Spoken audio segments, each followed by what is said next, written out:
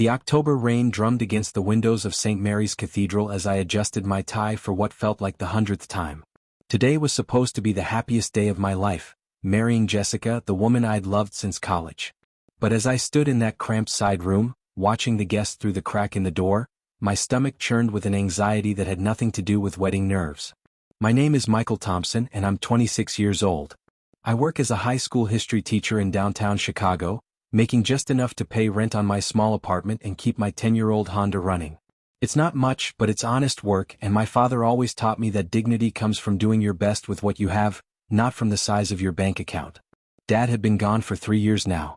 Heart attack at 52, right there in his workshop where he'd spent countless hours fixing neighbors' appliances for free. Thomas Thompson was a simple man who worked at the local electric company for 30 years, never missed a day, never complained about the modest paycheck that barely covered our needs after Mom left when I was 12.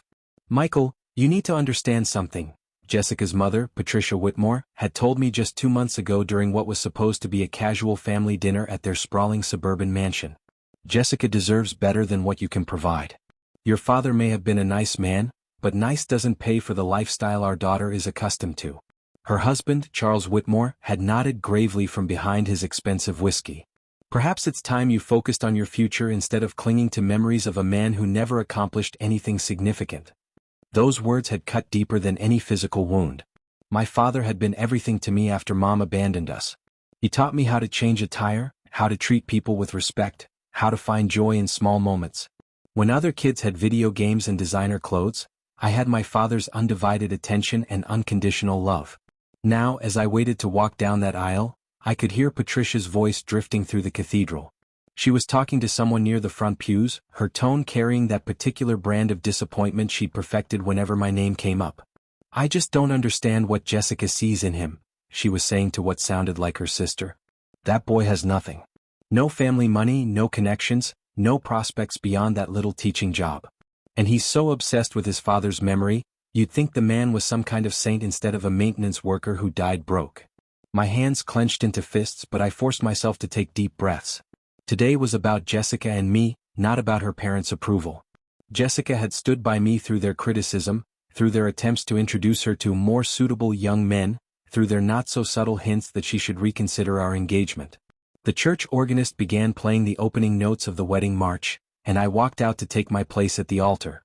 The cathedral was beautiful, all soaring arches and stained glass windows that cast colorful patterns across the assembled guests. Jessica had wanted a simple ceremony, but the Whitmores had insisted on something that reflected their social standing. As I stood there waiting, I caught sight of my small group of supporters. My teaching colleagues from Lincoln High School, my neighbor Mrs. Rodriguez who'd been like a grandmother to me since Dad died, and Father Martinez, the elderly priest who'd known my family for years. They looked a bit out of place among the Whitmores' wealthy friends and business associates, but their presence meant everything to me. Then the doors opened, and Jessica appeared in her flowing white dress. She was absolutely radiant, her dark hair cascaded over her shoulders, and her green eyes were bright with happiness. For a moment, all the tension and anxiety melted away. This was why I was here. This incredible woman had chosen me despite all the obstacles her family had thrown in our path. As she walked down the aisle, I noticed her father's stiff expression and her mother's forced smile. They'd made no secret of their hope that Jessica would change her mind, even going so far as to suggest postponing the wedding until you've had more time to think. But Jessica had been resolute. I love Michael, she told them firmly. He's kind, intelligent, and he makes me happy. I don't care that he doesn't come from money. I care that he comes from love. The ceremony itself was beautiful. Father Martinez spoke about the sanctity of marriage, about building a life together through good times and bad. When it came time for our vows, Jessica's voice was strong and clear as she promised to stand by me no matter what challenges we faced.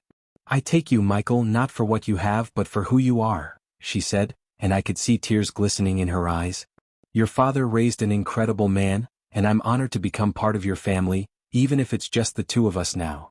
My own vows were simpler. Jessica, you've shown me that love doesn't have conditions or requirements. You've accepted me exactly as I am, and that's the greatest gift I've ever received. I promise to love you, protect you, and build a life with you that would make my father proud.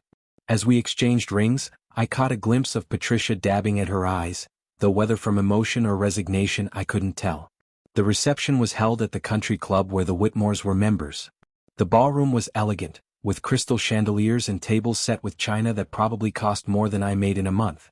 I felt underdressed despite wearing the best suit I owned, a simple navy blue that I'd bought on sale for job interviews. During the cocktail hour, I found myself standing alone near the bar while Jessica mingled with her relatives. Charles approached me, his expression serious. "Michael, I hope you know there are no hard feelings," he said, though his tone suggested otherwise.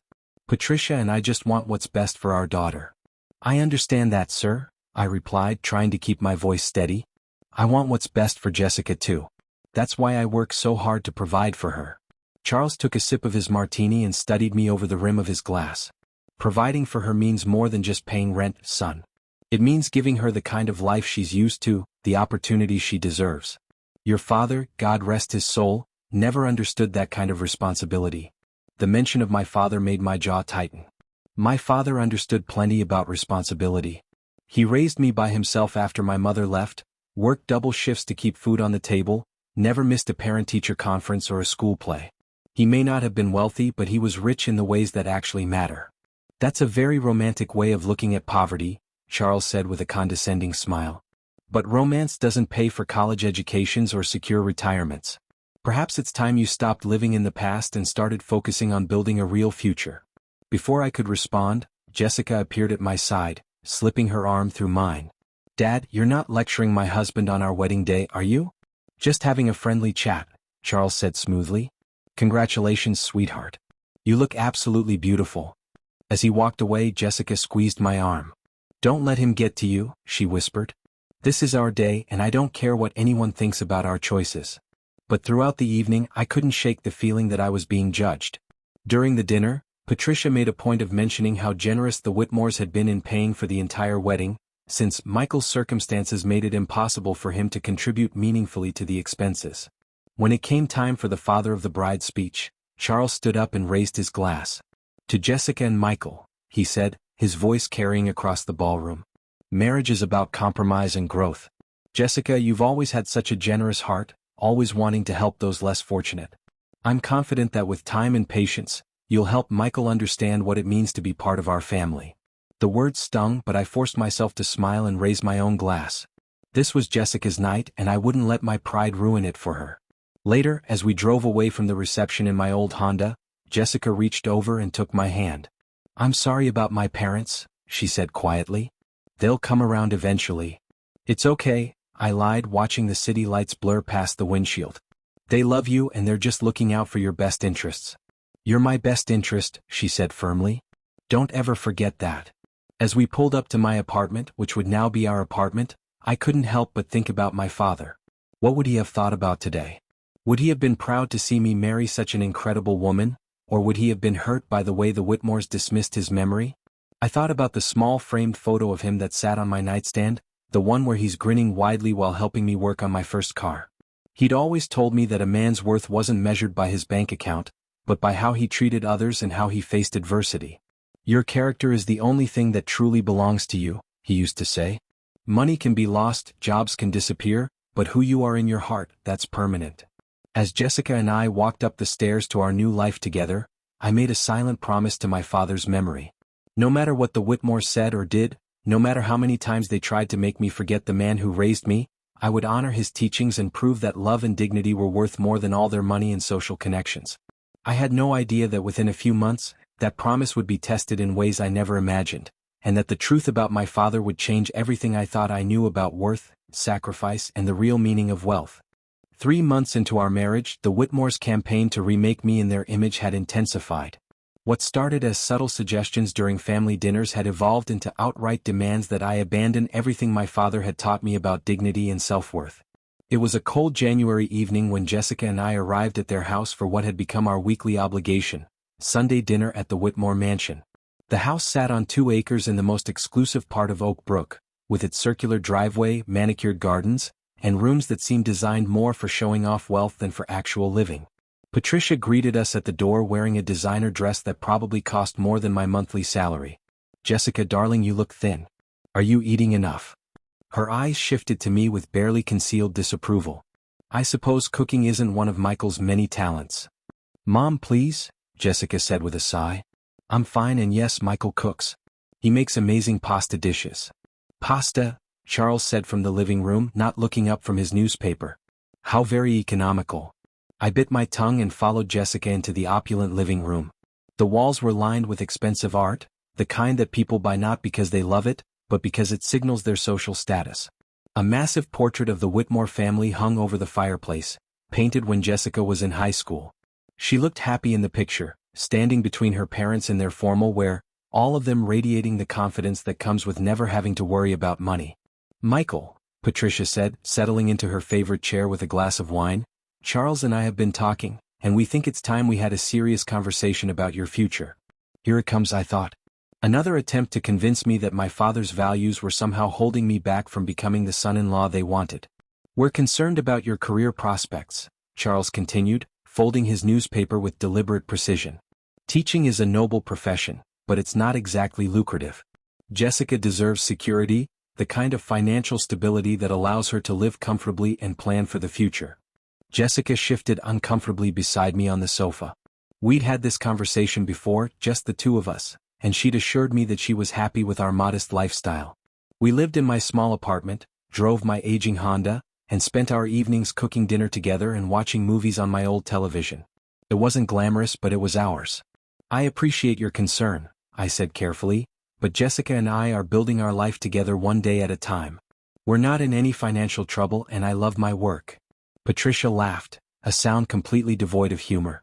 Love doesn't pay for children's college educations or comfortable retirements. You're 26 years old, Michael. It's time to put aside childish notions about following your passion and start thinking like an adult. My father always said that if you find work you love, you'll never work a day in your life, I replied, feeling the familiar tightness in my chest that came whenever they criticized Dad's memory. Your father, Charles said with a dismissive wave, died broke and alone, working a job that any high school dropout could have done. Is that really the example you want to follow? The words hit me like a physical blow. My father wasn't alone. He had me, and he had a community of people who respected him for his kindness and integrity. Respect doesn't pay bills, Patricia said sharply. And clinging to his memory is holding you back from becoming the man Jessica needs you to be. Jessica finally spoke up. That's enough. Michael's father was a good man, and I won't sit here and listen to you tear him down. Sweetheart, Charles said in that patronizing tone he perfected, we're not trying to hurt anyone's feelings. We're trying to help Michael understand that it's time to move forward. He needs to forget about his father's failed philosophy and start focusing on building real wealth and status. Forget my father? The words came out harsher than I intended. He's the reason I'm the man I am today. Everything I know about integrity, hard work, and treating people with dignity I learned from him. And look where that's gotten you, Patricia said coldly. A tiny apartment, a job that barely pays above minimum wage, and no prospects for advancement. Meanwhile, Jessica could have married any number of young men with actual potential. The dinner itself was a tense affair. The dining room was formal and cold, with its mahogany table that could seat 12 and china that had been in the Whitmore family for generations. Patricia served a meal that had clearly been catered, though she always pretended to have cooked it herself. As we ate, Charles began outlining his latest scheme to improve my circumstances. I've spoken to Richard Henderson at the country club. He owns several luxury car dealerships, and he's willing to offer you a sales position. The base salary isn't much, but the commission potential is enormous. You could make more in a year than you currently make in 5. I set down my fork and looked at him steadily. I'm not interested in sales. I'm a teacher because that's what I'm called to do. Called? Patricia scoffed. By whom? Your dead father? Jessica's fork clattered against her plate. Mom? It's true, Patricia continued relentlessly. Michael is so obsessed with honoring his father's memory that he can't see how it's limiting his potential. Thomas Thompson was a nice man, I'm sure, but he never accomplished anything meaningful. He fixed other people's broken appliances for free instead of building a business. He worked for the same company for 30 years without ever advancing beyond a basic technician role. Is that really the legacy you want to carry forward? I felt my hands shaking with anger, but I forced myself to speak calmly. My father helped people. When Mrs. Chen's refrigerator broke and she couldn't afford a repair service, Dad fixed it for the cost of parts. When the Martinez family's heater died in the middle of winter, he worked all night in their basement to get it running again. He may not have made much money, but he made a difference in people's lives. How wonderfully charitable, Charles said with obvious sarcasm. And where did all that generosity get him? He died with no savings, no property, no legacy except a son who's determined to follow the same path to nowhere. The rest of the dinner passed in uncomfortable silence. When we finally left, Jessica was quiet during the drive home, staring out the passenger window at the snowy streets of our neighborhood. "I'm sorry," she said finally as we climbed the stairs to our apartment. "They were especially awful tonight." "It's not your fault," I assured her, though the Whitmores' words were still echoing in my head. "They love you and they think they're protecting you." But as the weeks passed, their pressure intensified. Charles began calling me at work, interrupting my classes with urgent job opportunities that I needed to consider immediately. Patricia started making pointed comments about other young couples they knew who were already buying houses and starting families, always with the implication that I was failing Jessica by not providing those things. The worst part was that I could see the strain it was putting on my wife. Jessica loved her parents despite their flaws, and being caught in the middle of their campaign against me was wearing her down. She started having headaches more frequently, and I sometimes caught her staring off into space with a troubled expression. One evening in February, as we were cooking dinner together in our tiny kitchen, she brought up something that made my heart sink. "Michael," she said carefully, not meeting my eyes, "what would you think about taking that sales job my father mentioned?" I stopped stirring the pasta sauce and turned to look at her. "Do you want me to take it?" "I want you to be happy," she said quickly. "But I also want us to have options, to be able to plan for the future without worrying about money all the time." "Are you worried about money?" I asked. "Because if you are, we can talk about our budget, maybe find ways to save more." She sighed and leaned against the counter. "It's not that simple. My parents keep talking about what will happen when we want to buy a house or have children or take vacations. They make it sound like we're living paycheck to paycheck. We're not," I said firmly. "We have savings, we pay our bills on time, and we're building something together. Just because we don't live like your parents doesn't mean we're struggling." "I know that," she said, but I could hear the uncertainty in her voice. "It's just that sometimes I wonder if they're right about the opportunities you're passing up. What if you could make more money doing something else? Would that really be so terrible?" That night, after Jessica fell asleep, I sat in our living room looking at the framed photo of my father. In the picture, he's wearing his work uniform and grinning at the camera while holding up a wrench. It was taken at a company picnic when I was 15, just a few years before he died. "What would you do, Dad?" I whispered to the photograph. "Would you take their money and their advice, or would you stick to your principles even if it meant losing everything?" I thought about all the lessons he'd taught me over the years. When I was bullied at school, he didn't tell me to fight back or to change myself to fit in. He told me to stand tall, treat everyone with respect, and remember that people who put others down usually do it because they're insecure about themselves. When I struggled with math in high school, he didn't hire an expensive tutor or push me to give up. He sat with me every night at the kitchen table, working through problems until I understood them, even though it meant he got less sleep before his early morning shifts. When I got accepted to college but worried about the cost, he assured me we'd find a way to make it work. He took on extra jobs, sold his beloved vintage motorcycle, and even asked the church for help with my books and supplies. He never once made me feel guilty about the sacrifices he was making. "Your education is the one thing I can give you that no one can ever take away," he'd told me. "It doesn't matter if we have to eat ramen noodles for 4 years. You're going to college and you're going to build a better life than I could give you." Now, sitting in my modest apartment with my sleeping wife in the next room, I realized that I had built a better life.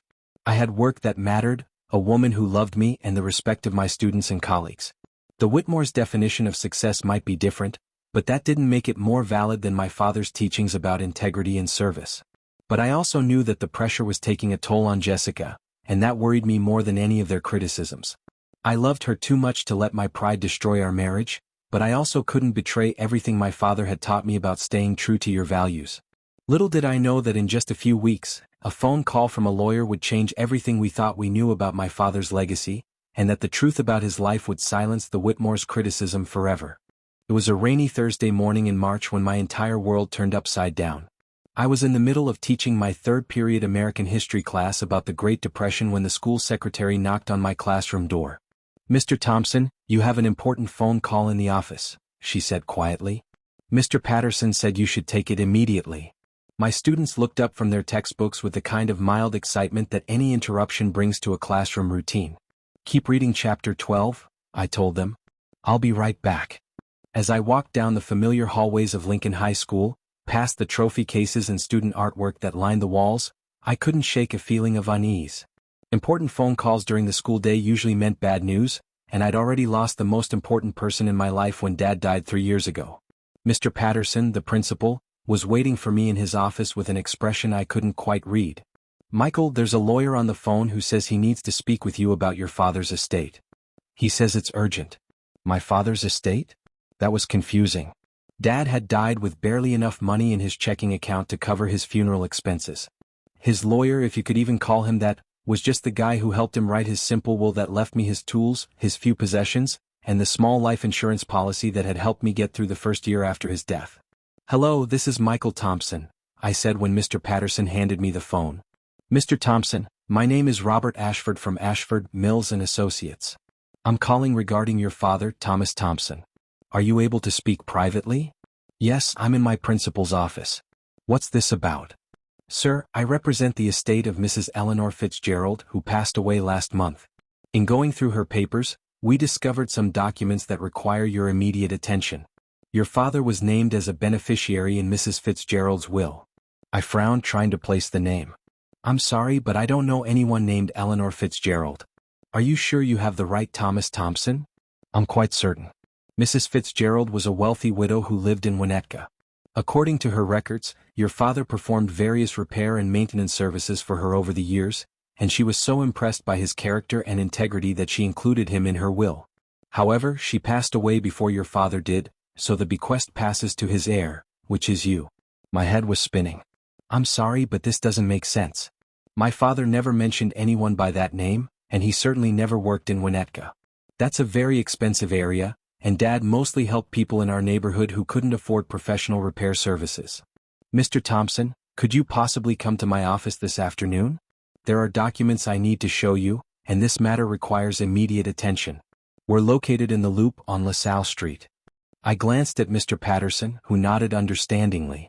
"I can get there by 4 o'clock, I said. "Excellent. And Mr. Thompson, you might want to bring your wife. This is going to be quite a surprise." The rest of the day passed in a blur. I couldn't concentrate on my classes, and my students noticed my distraction. During lunch, I called Jessica at the marketing firm where she worked. "A lawyer wants to see us about Dad's estate?" she repeated when I explained the situation. "But Michael, your father's estate was settled years ago." "That's what I thought too. This Eleanor Fitzgerald apparently left Dad something in her will, but she died before he did, so it comes to me. I've never heard him mention her name." "Fitzgerald?" Jessica mused. "That name sounds familiar for some reason, but I can't place it. Should I meet you at the lawyer's office? If you can get away from work. The guy said I should bring you, which makes me think this might be more complicated than a simple bequest." That afternoon, Jessica and I found ourselves in a sleek office building in downtown Chicago, riding the elevator to the 30th floor. The law offices of Ashford, Mills and Associates occupied an entire floor, with panoramic views of the city and Lake Michigan. The receptionist, a professional woman in an expensive suit, directed us to a conference room where Robert Ashford was waiting. Ashford was a distinguished man in his 60s, with silver hair and the kind of confident bearing that comes from handling wealthy clients' affairs for decades. He stood up when we entered and shook our hands warmly. "Mr. and Mrs. Thompson, thank you for coming on such short notice. Please have a seat." The conference room was intimidating, with its polished mahogany table, leather chairs, and walls lined with law books. I felt underdressed in my teacher clothes, and Jessica looked equally uncomfortable despite her professional attire. "Before we begin," Ashford said, opening a thick file, "I need to verify some information. Your father was Thomas Michael Thompson, born April 15, 1962, worked for Commonwealth Electric for 30 years, lived at 1247 Maple Street in Riverside." "Yes, that's all correct." Ashford nodded and pulled out a photograph. "Do you recognize this woman?" The photo showed an elderly lady with kind eyes and silver hair, standing in what looked like an elegant garden. She was smiling warmly at the camera, and something about her face seemed familiar, though I couldn't place her.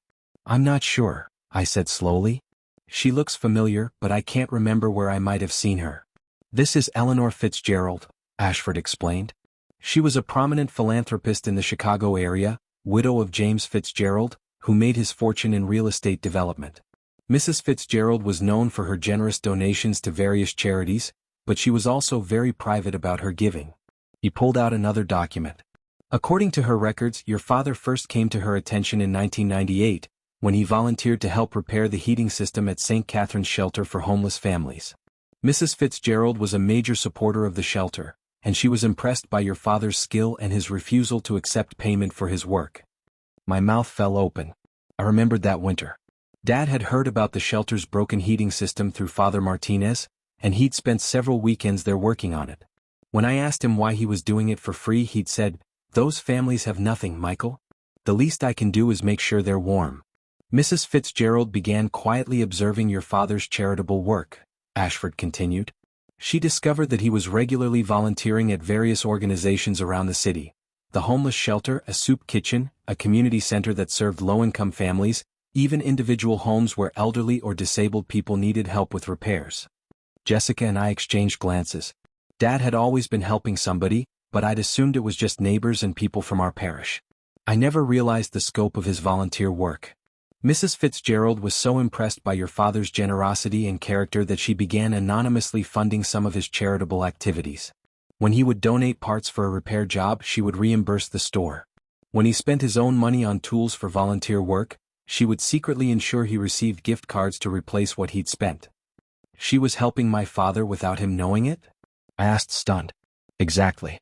Mrs. Fitzgerald believed in supporting people who were already doing good work, but she preferred to do it quietly. Your father never knew that many of his charitable projects were being subsidized. Ashford pulled out a thick ledger. Over the years, Mrs. Fitzgerald documented your father's activities meticulously. According to her records, your father donated over 3,000 hours of volunteer work between 1998 and 2018. He repaired heating systems, fixed appliances, installed electrical work, and even did basic construction projects, all without accepting payment. I felt tears starting to form in my eyes. I'd always been proud of Dad's generosity, but I'd never realized the true extent of what he'd been doing. But here's where the story becomes truly remarkable, Ashford continued.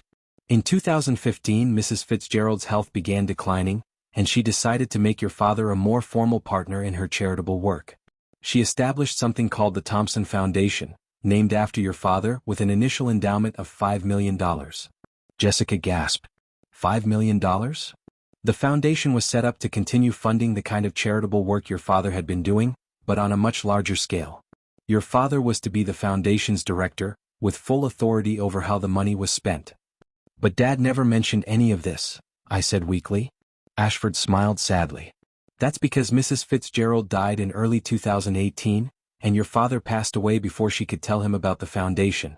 Her lawyers were instructed to contact him after her funeral, but by then he'd already had his heart attack. He slid a document across the table to me. Mr. Thompson, as your father's heir, you are now the sole director of the Thompson Foundation, with full control over its assets. I stared at the document, unable to process what I was reading. The foundation currently held $7.2 million, having grown through investments over the past several years. $7 million, I whispered. Mrs. Fitzgerald also left detailed notes about your father, Ashford said, pulling out a handwritten letter. She wrote, Thomas Thompson is the most genuinely good person I have ever encountered. He gives of himself freely, expects nothing in return, and treats every person he meets with dignity and respect. He is exactly the kind of man who should be entrusted with resources to help others, because I know he will use every penny to make the world a better place. Jessica was crying now, tears streaming down her face as she reached for my hand. Michael, your father was amazing. All those times your parents criticized him, all those things they said about him not accomplishing anything. I couldn't speak. The magnitude of what I was learning about Dad was overwhelming. Not only had he been more generous than I'd ever realized, but he'd inspired a wealthy philanthropist to trust him with millions of dollars for charitable work. There's one more thing, Ashford said gently. Mrs. Fitzgerald left specific instructions that if anything happened to your father, his heir should be given the choice of either taking the money personally or continuing the foundation's charitable work. The decision is entirely yours, Mr. Thompson. I looked at the documents spread across the table, at the photographs of my father with various people he'd helped over the years, at the detailed records of his volunteer work. Everything my in-laws had said about him was wrong. Dad hadn't been a failure who died broke and forgotten. He'd been a man so generous and trustworthy that someone had entrusted him with millions of dollars to continue helping others. I need some time to think about this, I said finally. Of course, Ashford replied. But there is one matter that requires immediate attention. The foundation has been accumulating legal obligations during the time since your father's death. We need someone to officially take control and make decisions about ongoing charitable commitments. As Jessica and I walked out of that office building into the busy streets of downtown Chicago, neither of us spoke for several blocks. The revelation about Dad's secret charitable work and Mrs. Fitzgerald's incredible bequest had left us both speechless. Finally, as we stood waiting for our train at Union Station, Jessica turned to me with a look of fierce pride in her eyes. "Your parents are going to eat their words," she said firmly. "Every single cruel thing they've said about your father, every time they've told you to forget him and move on, every criticism about his lack of accomplishments, they're going to have to face the truth about who he really was." But as we rode the train home to our modest apartment, I realized that the money, as incredible as it was, wasn't the real revelation. The real discovery was that my father had been living out his values on a scale I'd never imagined, touching countless lives through his generosity and inspiring others to continue his work even after his death. The question now was what to do with this knowledge, and whether I was worthy of the trust that both my father and Eleanor Fitzgerald had placed in me. 2 weeks after the meeting with Robert Ashford, I was still trying to process the magnitude of what I'd learned about my father. I'd spent hours reading through Mrs. Fitzgerald's detailed notes about Dad's charitable work, and each page revealed new stories of his generosity that I'd never heard. There was the single mother whose car he'd fixed for free when she couldn't afford to get to her job interviews. The elderly veteran whose wheelchair ramp he'd built using materials he'd paid for himself. The community center where he'd rewired the entire building during his vacation time, refusing any compensation except the satisfaction of knowing the kids would have a safe place to play. Jessica had been incredible through all of this, listening as I read her story after story, seeing Dad's character through new eyes. But I could tell she was also struggling with how to handle her parents' reaction when we eventually told them the truth. "They're going to be mortified," she said one evening as we sat in our living room, surrounded by documents from the Thompson Foundation. "All those things they said about your father not accomplishing anything, about you needing to forget him and move on. I'm not looking forward to that conversation," I admitted. "But they need to know the truth. Not just about the money but about who Dad really was." The opportunity came sooner than expected. Charles called on a Friday afternoon, his voice carrying that familiar tone of disappointed authority. "Michael, Patricia and I need to see you and Jessica this Sunday. We've been patient long enough, but it's time for some serious decisions about your future." When Sunday arrived, Jessica and I drove to the Whitmore mansion with the foundation documents in a manila envelope on the back seat. I decided to let them have their say first, to let them voice all their criticisms and demands, before revealing what we'd learned about Dad. Patricia greeted us at the door with her usual forced smile, but I could see the determination in her eyes. She'd clearly prepared for what she considered a decisive confrontation. Come in," she said, ushering us into the formal living room. "Charles has been looking forward to this conversation all week."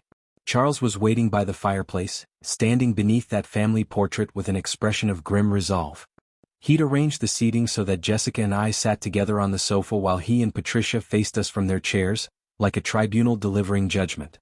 "Michael," Charles began without preamble, "we've been more than patient with your stubborn refusal to accept reality. 4 months, we've offered you opportunities to better yourself, to build a real career that could provide for our daughter. Instead, you continue to cling to some romantic notion about following in your father's footsteps." Patricia leaned forward, her voice sharp with frustration. "We love Jessica and we want her to be happy. But watching her struggle in that tiny apartment, seeing her defend your choices while secretly worrying about the future, it's breaking our hearts." "Mom, I'm not struggling," Jessica protested. "Michael and I are perfectly fine." "You're living paycheck to paycheck," Charles said firmly. "You're 25 years old and you can't even afford to buy a house or start a family. How is that fine?" I felt the familiar anger rising in my chest, but I forced myself to stay calm. "We're building our life together step by step. Not everyone needs to start with a mansion and luxury cars." "There it is again," Patricia said with exasperation. "That stubborn pride that you inherited from your father. Thomas Thompson was a good man, Michael, but his philosophy of life was fundamentally flawed. He chose to help others instead of building wealth for his own family. He worked for the same company for 30 years without advancing because he was too busy with his charity projects to focus on his career. And where did that get him?" Charles added harshly. "He died alone in his workshop, leaving you with nothing but memories and a pile of old tools. Is that really the legacy you want to carry forward? My father wasn't alone, I said, my voice tighter than I intended. He had me, and he had a community of people who loved him. Love doesn't pay bills, Patricia snapped. Love doesn't secure your future or provide for grandchildren. Your father's so-called generosity was actually selfishness in disguise. He put strangers ahead of his own son's welfare. That was too much. I started to stand up, ready to defend Dad's memory with everything I had, but Jessica caught my arm and squeezed it gently. She gave me a look that said, "Wait. Let them finish." Charles must have sensed my anger because he held up his hand in what he probably thought was a calming gesture. "Michael, we're not trying to attack your father's memory. We're trying to help you learn from his mistakes. You have a chance to be different, to build something meaningful instead of wasting your talents on charity work and dead-end jobs. This is our final offer," Patricia said, pulling out a folder from the side table. "Charles has arranged for you to interview at Henderson Luxury Motors on Tuesday. The starting salary is $60,000, plus commission that could easily bring you over $100,000 in your first year. Richard Henderson is willing to train you personally. Furthermore," Charles added, opening his own folder, "Patricia and I are prepared to help you and Jessica purchase a proper home. We've identified several properties in good neighborhoods, places where you can start a family and build equity instead of throwing money away on rent. All we're asking," Patricia continued, "is that you stop living in the past. Stop trying to be your father and start becoming the man Jessica needs you to be. It's time to forget Thomas Thompson's failed philosophy and embrace the opportunities we're offering." The room fell silent. Outside, I could hear the sound of wind chimes from the Whitmore's garden, a gentle sound that contrasted sharply with the tension in the room. Jessica looked at me expectantly, and I could see both hope and worry in her eyes. She wanted me to make peace with her parents, but she also knew how much my father's memory meant to me. I reached for the manila envelope we'd brought with us. "Before I respond to your offer," I said quietly, "there's something you need to know about my father." Charles sighed dramatically. "Michael, we've heard enough about your father's character and integrity. We know he was a nice man, but—" "He was more than nice," I interrupted, pulling out Mrs. Fitzgerald's photograph. "Do either of you recognize this woman?" Patricia glanced at the photo and frowned. "She looks familiar. Isn't that Eleanor Fitzgerald? She was quite prominent in charitable circles. I think we met her at a few fundraising events over the years." "Eleanor Fitzgerald was one of Chicago's most respected philanthropists," I said, pulling out more documents. "She died last year and left behind a fortune dedicated to charitable work." "What does this have to do with your father?" Charles asked impatiently. "Everything," I replied, handing him Robert Ashford's letter. "Mrs. Fitzgerald spent 20 years documenting my father's volunteer work. She was so impressed by his character and generosity that she secretly funded many of his charitable projects and eventually established a foundation in his honor." Patricia took the letter from Charles and began reading, her expression changing from impatience to confusion to shock. "This says your father donated over 3,000 hours of volunteer work," she said slowly. 3,000 hours that Mrs. Fitzgerald documented," I corrected. "There were probably thousands more that she never knew about." I pulled out more documents.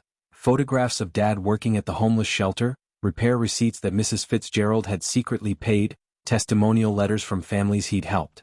Mrs. Fitzgerald was so impressed by Dad's integrity that she left him control of a $5 million foundation, I continued. She wanted him to direct charitable work throughout the Chicago area. Charles was staring at the documents with his mouth slightly open. $5 million? $7.2 million now due to investments, I said. Since Dad died before Mrs. Fitzgerald could tell him about it, the foundation passes to me as his heir. The silence in the room was deafening. Patricia had gone pale, and Charles was rereading the lawyer's letter as if he couldn't believe what it said. "But this means," Patricia said weakly, "your father was working with millions of dollars in charitable funds?" "He was chosen to work with millions of dollars," I corrected. "Mrs. Fitzgerald spent years observing him, documenting his character, before she decided he was the one person she could trust with her fortune." I pulled out Mrs. Fitzgerald's handwritten notes about Dad. She wrote, "Thomas Thompson is the most genuinely good person I have ever encountered. He gives of himself freely, expects nothing in return, and treats every person he meets with dignity and respect." Jessica was crying again, pride and vindication shining in her eyes as she watched her parents' shocked faces. "So when you said my father never accomplished anything," I continued, my voice growing stronger, "when you said he died broke and forgotten, when you told me to forget his philosophy and move on, you were wrong about everything. Charles set down the documents with shaking hands. I don't understand. Why didn't your father ever mention this Mrs. Fitzgerald or her foundation? Because he died before she could tell him about it? She wanted to surprise him with the foundation after her own funeral, but Dad had his heart attack first. Patricia was staring at the photographs of Dad working at various charity sites. All those times we criticized him for wasting his time on charity work, he was actually being observed by one of Chicago's most prominent philanthropists. All those repairs he did for free, all those hours he spent helping people who couldn't pay him, I said. Mrs. Fitzgerald saw it as evidence of extraordinary character. She trusted him with her fortune because she knew he would use it to help others, not to enrich himself. I pulled out the final document, the foundation's current financial statement. The Thompson Foundation currently holds $7.2 million, waiting for me to decide whether to continue Dad's charitable work or take the money for myself. Charles looked up sharply. You could take the entire amount personally? Yes, I said simply. Mrs. Fitzgerald's will gives me that choice. The room fell silent again. I could see the calculations running through both Whitmore's minds, the realization that I could instantly become wealthier than they were. What are you going to do? Patricia asked quietly. I looked at Jessica, who squeezed my hand supportively, then back at her parents. I'm going to continue my father's work, I said firmly. I'm going to use the Thompson Foundation to help people, just like Dad would have wanted. The money was never meant to make me rich. It was meant to continue his legacy of service. Charles slumped back in his chair, looking older than I'd ever seen him. Michael, I owe you an apology. We completely misjudged your father. Patricia was crying now, tears of shame and regret streaming down her face. All those horrible things we said about him, about his failed philosophy and lack of accomplishments, we were so wrong. Dad used to say that a person's true worth isn't measured by their bank account, but by how they treat others, I said gently. Mrs. Fitzgerald saw that worth and wanted to amplify it. But the money, Charles said weakly, you could be set for life. You could buy a mansion, invest in businesses, never worry about finances again. And then what? I asked. Would that make me a better husband to Jessica? Would it make me a better person? Dad was happier helping others than he ever would have been accumulating wealth for its own sake. Jessica spoke for the first time in several minutes. I'm proud of Michael's decision, she said firmly, looking directly at her parents. I married him because of his character, not despite his circumstances. The fact that he's choosing to honor his father's values instead of taking the money just proves that I made the right choice. Patricia reached across the table and took my hand. Michael, can you ever forgive us for the things we said about your father? Of course, I replied. You were trying to protect Jessica in the only way you knew how. I understand that. Charles stood up and walked to the window, staring out at their manicured garden. Thomas Thompson, he said quietly, was apparently a far better man than I'll ever be. Over the following months, the Whitmores' attitude toward me changed completely. Not just because of the money, although I'm sure that played a role, but because they finally understood the kind of man my father had been and the values he'd instilled in me. Patricia began volunteering at one of the charities the Thompson Foundation supported, and Charles started making his own donations to various causes Dad had helped over the years. They never again suggested that I should forget my father or abandon his philosophy. The foundation work became a source of incredible fulfillment for both Jessica and me. We used Dad's documentation and Mrs. Fitzgerald's networks to identify families and organizations that needed help, continuing the quiet, dignified assistance that had characterized his volunteer work. 6 months later, we were finally able to afford a house, not from taking the foundation money, but from my promotion to department head at Lincoln High School and Jessica's advancement at her marketing firm. It wasn't a mansion like the Whitmores, but it was ours, earned through our own work and built on the values my father had taught me. On the first anniversary of learning about the Thompson Foundation, Jessica and I visited Dad's grave with flowers and a copy of the foundation's annual report. We'd helped over 200 families that year, funding home repairs, medical expenses, educational costs, and emergency assistance. I think he would be proud, Jessica said as we stood beside his headstone. I know he would be, I replied, thinking about all the people whose lives had been touched by his generosity, both during his lifetime and after his death. As we drove home that evening, I thought about how wrong the Whitmores had been about success and failure, about worth and accomplishment. My father had died with very little money in his bank account, but he'd left behind a legacy that was still changing lives years later. The real measure of a person's life isn't the size of their bank account or the prestige of their job, but the positive impact they have on others. Dad understood that instinctively, and thanks to Eleanor Fitzgerald's recognition of his character, that impact would continue for generations. I never did take that sales job at the luxury car dealership, and I never regretted that decision.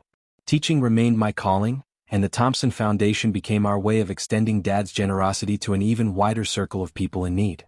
Sometimes, when I'm reviewing foundation applications or visiting families we've helped, I can almost hear Dad's voice reminding me that true wealth comes from giving, not taking, and that the most important legacy anyone can leave is the memory of a life spent in service to others.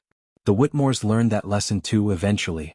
And every Sunday dinner at their house now begins with a moment of silence in honor of Thomas Thompson, the man they once dismissed but who taught us all what it really means to live a successful life.